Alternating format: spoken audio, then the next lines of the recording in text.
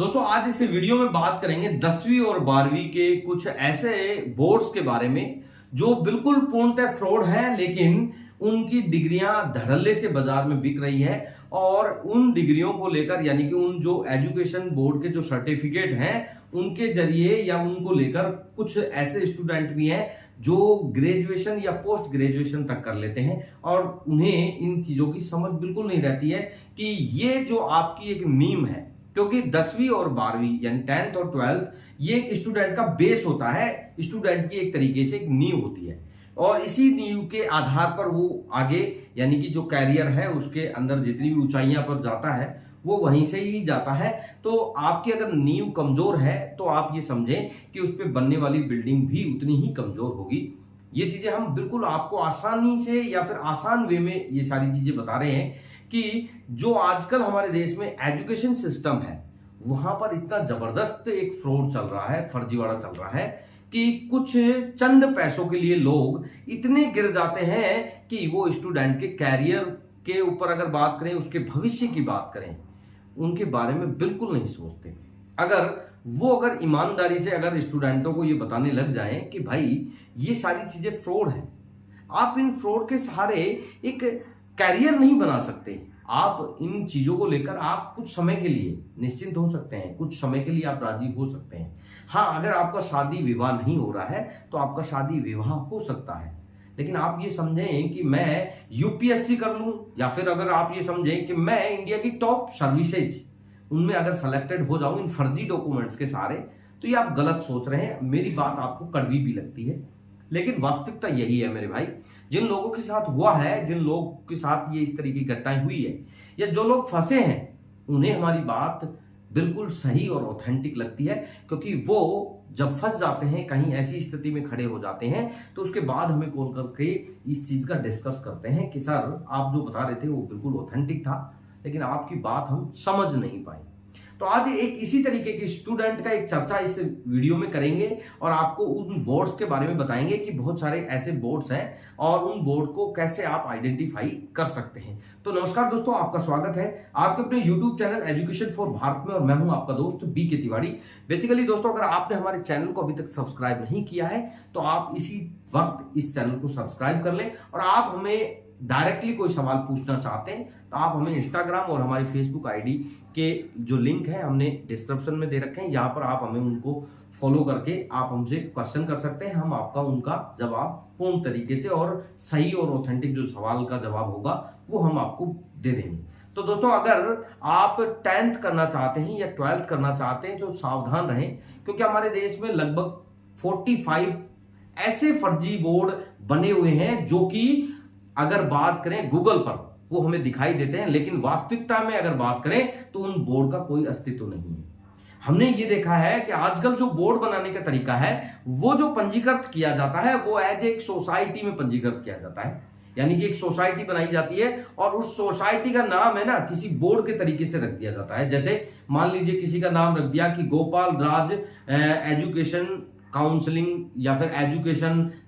Board, या फिर ऐसा नाम रख दें लास्ट में जैसे काउंसिल ऑफ बोर्ड, यानी इस तरीके के शब्दों का यूज किया जाता है। लेकिन बेसिकली वो चीज क्या है, वो सिर्फ है सोसाइटी और वो सोसाइटी के तरीके से पंजीकृत है और उन सोसाइटी को पंजीकृत कराने के बाद वो उस स्टेट का हवाला दे देते हैं कि फलानी स्टेट से वेरीफाइड है, यानी कि इस स्टेट का अप्रूवल मिला हुआ है। अब आप ये समझते हैं कि बोर्ड है, बोर्ड को इस तरीके से अप्रूवल मिला हुआ है तो यानी कि ऑथेंटिक होगा और उसी के चक्कर में फंस जाते हैं आप। या फिर आप खुद जानबूझकर क्या करते हैं, ऐसे लोगों से टच में आते हैं जो आपको 2-4 महीने में इस तरीके के बोर्ड के सर्टिफिकेट मंगा दें। अब यार इसमें आप थोड़ा भी अगर दिमाग लगाते हैं तो 10th 1 वर्ष का एक सर्टिफिकेट है, इसके लिए आपको यहां पर ऐसी बैकडेटेड या फिर 2 महीने 4 महीने वाली स्थितियों में या ऐसी सोचने की कोई जरूरत ही नहीं है। आप इसके लिए ऑथेंटिक तरीका आपके पास ये है कि अगर आप बोर्ड के उन क्वेश्चन पेपर को सोल्व नहीं कर सकते, यानी कि आप 10th अगर नियमित रूप से आप पास आउट नहीं कर सकते, आपको लगता है कि मैं कमजोर हूं या फिर कमजोर विद्यार्थी हूं, तो लगभग सभी स्टेट में स्टेट ओपन बोर्ड है, वहां से आप कोर्सेज कर सकते हैं। और अगर वो भी नहीं कर सकते तो आज आपको एक बहुत ही ऑथेंटिक बोर्ड के बारे में बता रहा हूं और बहुत इजी वे में वहां से आप 10th कर सकते हैं। वो है आप वर्धमान महावीर ओपन यूनिवर्सिटी में एक कोर्स चलता है जो 10th और 12th बेस का होता है, जिसे मतलब बीएससी बोला जाता है शायद, और उसका जो 10th है उसका कुछ और नाम है। मैं नेक्स्ट इसके ऊपर पर्टिकुलर एक वीडियो बना दूंगा, उसमें सारी चीजें बता दूंगा। तो आप इन दोनों कोर्सेज को कर सकते हैं। ये बिल्कुल उस 10th और 12th के समकक्ष के कोर्स हैं और आप बिल्कुल इजी वे में पास कर सकते हैं। और पूर्णतः जो वर्धमान महावीर ओपन यूनिवर्सिटी है, गवर्नमेंट की है और डिस्टेंस यूनिवर्सिटी है, यानी कि आपको वहां पर जाने की भी जरूरत नहीं रहेगी और आप वहां पर बिल्कुल नॉर्मल वे में, यानी कि एक बुक आपको मिलेगी एक सब्जेक्ट की, उसको आपको पढ़ना है और उसी बुक के अंदर से आपको सारे क्वेश्चन मिलेंगे। आप उसका आसानी से आंसर कर सकते हैं और आप 10th और 12th कर सकते हैं, क्योंकि वो समकक्ष है और उसके बेस पे आप कहीं पे भी जो भी कोर्सेज करना चाहते हैं उसमें आपका निश्चित रूप से एडमिशन हो जाएगा। अगर क्वेरी है, आपकी कोई समस्या है, आप इंस्टाग्राम पर हमें क्वेश्चन करें या फिर आप हमें फेसबुक पेज पर ये क्वेश्चन कर सकते हैं, हम आपको वहां पर जवाब दे देंगे। तो दोस्तों, इस तरीके से जो बोर्ड है इसमें इस तरीके से पास करने का तरीका तो मैंने आपको बता दिया, लेकिन बेसिकली हम क्या है, उस एक साल के सर्टिफिकेट को लेने के चक्कर में भी हम बैकडेटेड या शॉर्टकट का तरीका अपना लेते हैं और उस शॉर्टकट के तरीके में हम ऐसे फंस जाते हैं, क्योंकि 45 बोर्ड तो हमारी नॉलेज में है जो गूगल पर वेबसाइट के जरिए शो कर रहे हैं, यानी कि वहां पर दिखाई दे रहे हैं और वो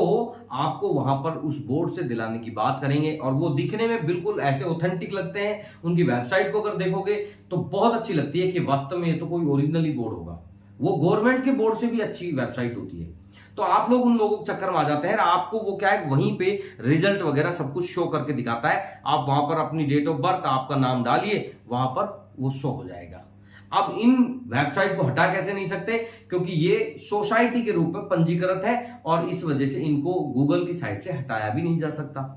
और ये जो फ्रॉड कर रहे हैं, जब इनके बारे में कोई एफआईआर दर्ज कराता है तब शिक्षा विभाग के समझ में आता है कि ये फ्रॉड कर रहे थे, तो इनको उठाकर बंद भी कर देते हैं।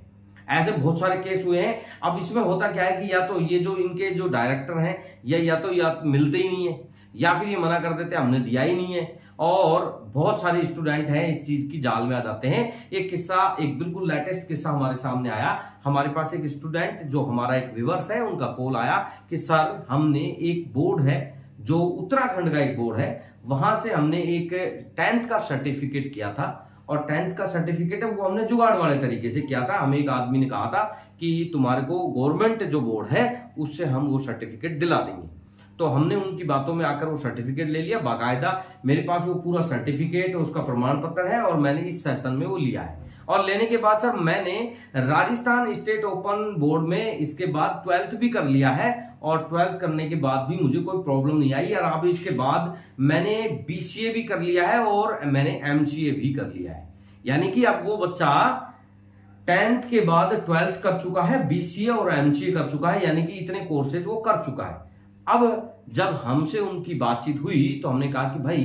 गवर्नमेंट का बोर्ड है, आपको लगता है या फिर आपको ऐसा संदेह है कि ये बोर्ड सही है या फिर गलत है, तो आप एक काम कीजिए, यहाँ पर एक बार आरटीआई फाइल कर दीजिए बोर्ड के जो मेन बोर्ड है वहां पर, और वहां से आपको इसका जवाब मिल जाना चाहिए मेरे शायद से या मेरे हिसाब से, क्योंकि आरटीआई का जवाब बेसिकली आजकल प्राइवेट यूनिवर्सिटियां भी देना लग गई है, दे रही है। ऐसी बहुत सारी यूनिवर्सिटी जिनके बारे में हम रोज सुनते थे कि ये जवाब नहीं देती है, वो आजकल जवाब दे रही है। मेरे पास उसके ऑथेंटिक जो जवाब हमारे स्टूडेंट के पास आए हैं उनका हमारे पास लेटर भी है, उनका हमारे पास फोटोज भी है। तो जब हमने उन स्टूडेंट को बताया कि आप एक काम कीजिए, उत्तराखंड बोर्ड में एक बार आरटीआई लगा के तो देख लीजिए, तो उन्होंने हमारे माध्यम से उस आरटीआई को लगाया। तो लगाने के बाद मात्र 15 दिवस में ही उनकी तरफ से वहां पर लिखित में एक लेटर हमारे पास आया। हमने उस लेटर को खोल के देखा तो वहां पर लिखा था कि दिस अनुक्रमांक, यानी कि इस स्टूडेंट के जो अनुक्रमांक है, नाम है, इस तरीके का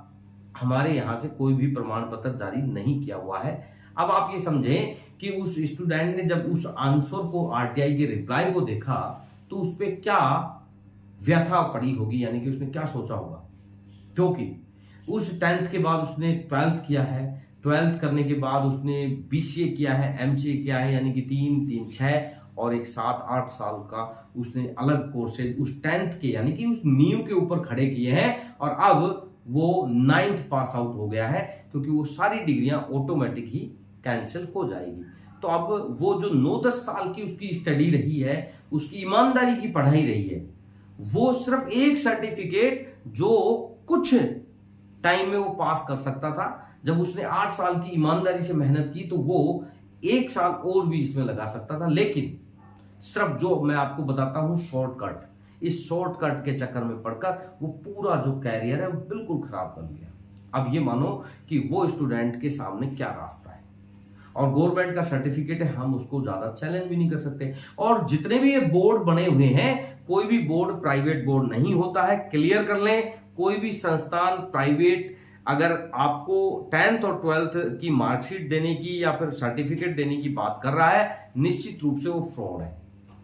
क्योंकि प्राइवेट बोर्ड नहीं होते हैं, गवर्नमेंट ऑथराइज बोर्ड ही होते हैं। और गवर्नमेंट ऑथराइज बोर्ड की बात करें, या तो आप COBSC से आप मान्यता प्राप्त हैं या फिर आप MHRD से मान्यता प्राप्त हैं। इनकी दोनों की वेबसाइट पर जाकर आप उन संबंधित बोर्डों को चेक कर सकते हैं। अगर आपको उनकी वेबसाइट पर ये नाम दिखाई दे रहे हैं जिस बोर्ड का, उस बोर्ड से आप डॉक्यूमेंट ले सकते हैं, कोई प्रॉब्लम नहीं है। लेकिन इनके अलावा अगर आपको कोई बोर्ड होने का बात कर रहा है, झांसा दे रहा है, तो आप बिल्कुल ना लें, क्योंकि हाल ही में जो एक सरपंच की उम्मीदवारी के लिए जो राजस्थान सरकार ने एक इस तरीके की गाइडलाइन जारी की थी कि सरपंच जो उम्मीदवार होगा वो 8वीं पास तो होना ही चाहिए।